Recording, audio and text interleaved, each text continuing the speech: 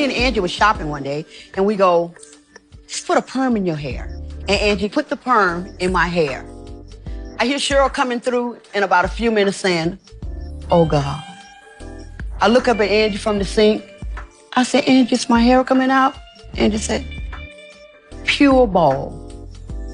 Pure ball. Yeah, I don't think people realize that Angie's one of the pioneers of rap. The Sequence, your first female group to go gold. Yeah, the first female group, period, to do an original rap record, to do a rap record that garnered the world. We had our neighborhood rappers, we had our New York City rappers, but Sequence was the world's rappers, and I think people get it twisted. This trio paved the way for other female rappers and rap groups, including Salt and Pepper, MC Lyte, and Roxanne Shante. They are regarded as the first ladies of hip-hops and are pioneers in the genre. The centerpiece of today's video is all about the Sequence. Before we start, let's be sure to leave a like on the video, subscribe to the channel, and push the notification bell to be sure you won't miss on any more uploads. Now without further ado, let's cue that intro.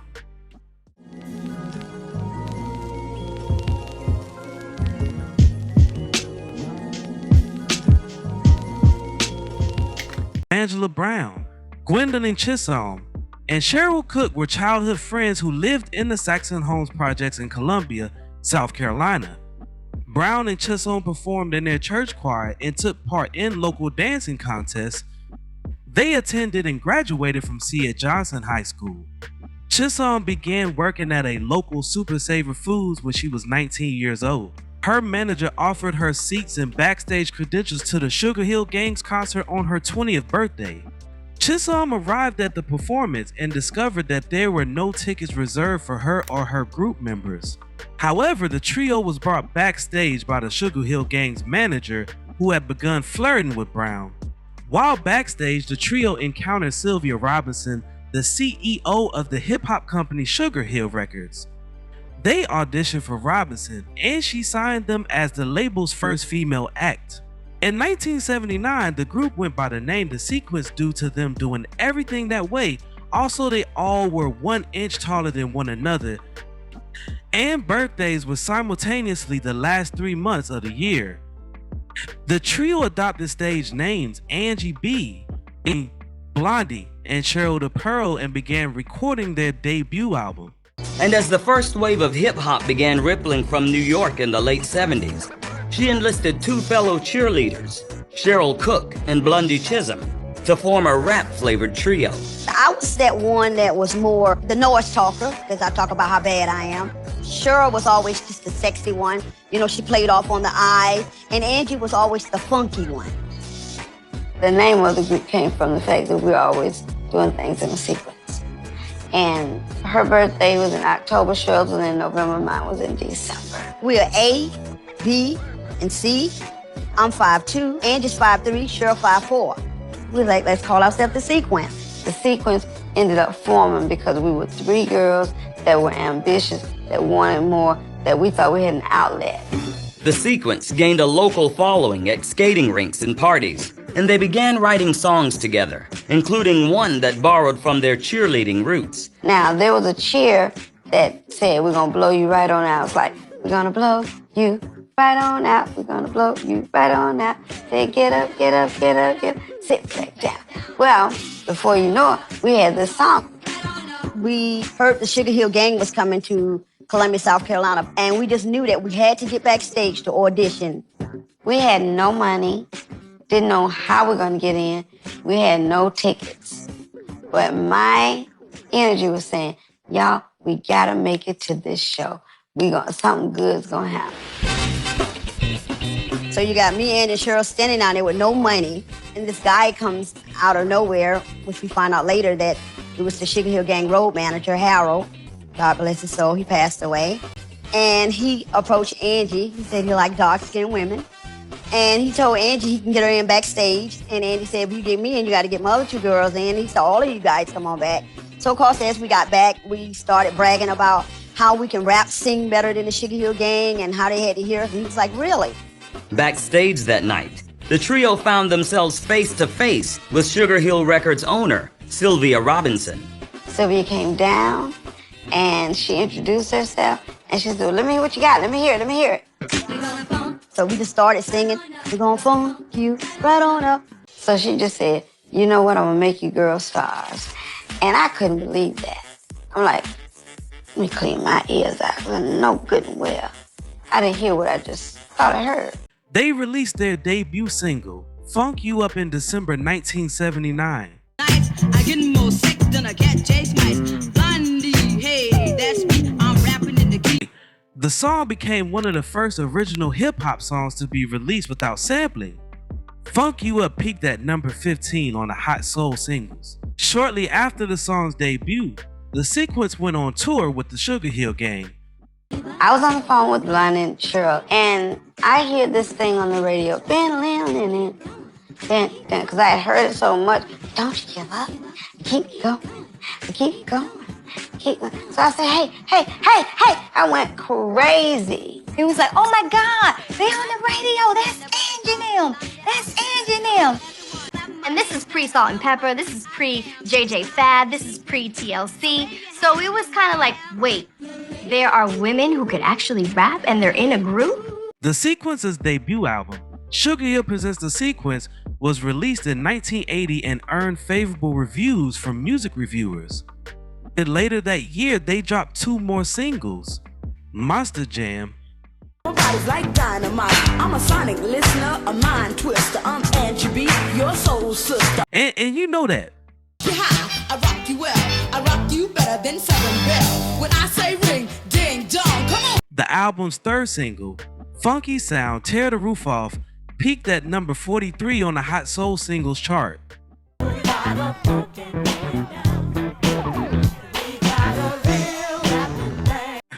In 1981, the trio started writing and recording backing vocals for other musicians on Sugar Hill Records. They penned in the same backup vocals for West Street Mob's song Sing a Simple Song and Let's Dance, Make Your Body Move, the latter of which reached at number 88 on Billboard's Hot 100 list and number 18 on the Hot Soul Singles chart. In 1982, the Sequence released their self-titled second album, which reached at number 51 on the Black LPs list. The album contained a combination of hip-hop and ballads. I Don't Need Your Love Part 1 peaked at number 40 on Billboard's Hot Soul Singles chart. Home trying to get over someone else having you. And if you're ever gonna make a decision, but once in your life, decide. Following the single's release, the trio embarked on another tour with the Sugar Hill Gang. Following the tour, they began recording their third album. The Sequence Party was their third album, released in 1983. The Sequence was followed with the release of their single, I Just Want to Know.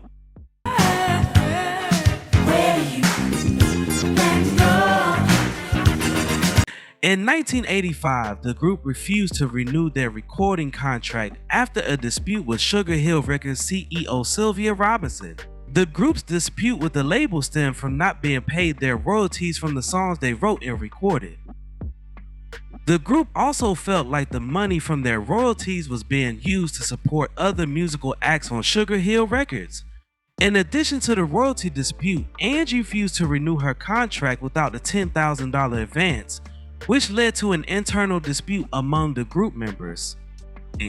That same year, the group never officially broke up but just decided to go their own ways. They released their farewell singles, Funk You Up 85 and Control.